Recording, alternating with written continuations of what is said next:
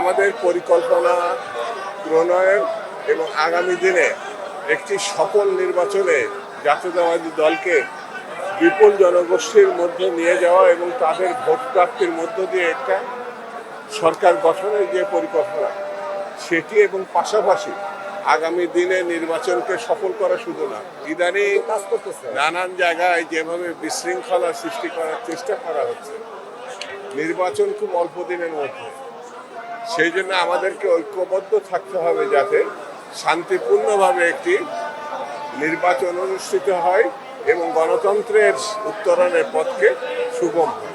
আমাদের পরিকল্পনা প্রণয়ন এবং আগামী দিনে একটি সফল নির্বাচনে জাতীয়তাবাদী দলকে বিপুল জনগোষ্ঠীর মধ্যে নিয়ে যাওয়া এবং তাদের ভোট প্রাপ্তির মধ্য দিয়ে একটা সরকার গঠনের যে পরিকল্পনা সেটি এবং পাশাপাশি আগামী দিনে নির্বাচনকে সফল করা শুধু না, রাষ্ট্র পরিচালনার জন্য যে ইস্তাহার এবং পদক্ষেপ সেগুলো খুব অল্প সময়ের মধ্যে আপনাদের সামনে আমরা হাজির।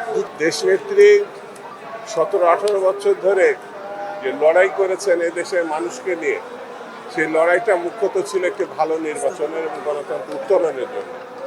সেই লড়াই মানুষকে ঐক্যবদ্ধ করেছিলেন তিনি।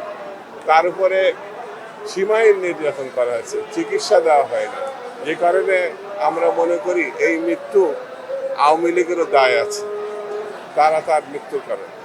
এখন নির্বাচনে সামনে যদি জনগণ ঐক্যবদ্ধ থাকে কোনো বাধা হিসাবে আসবে না।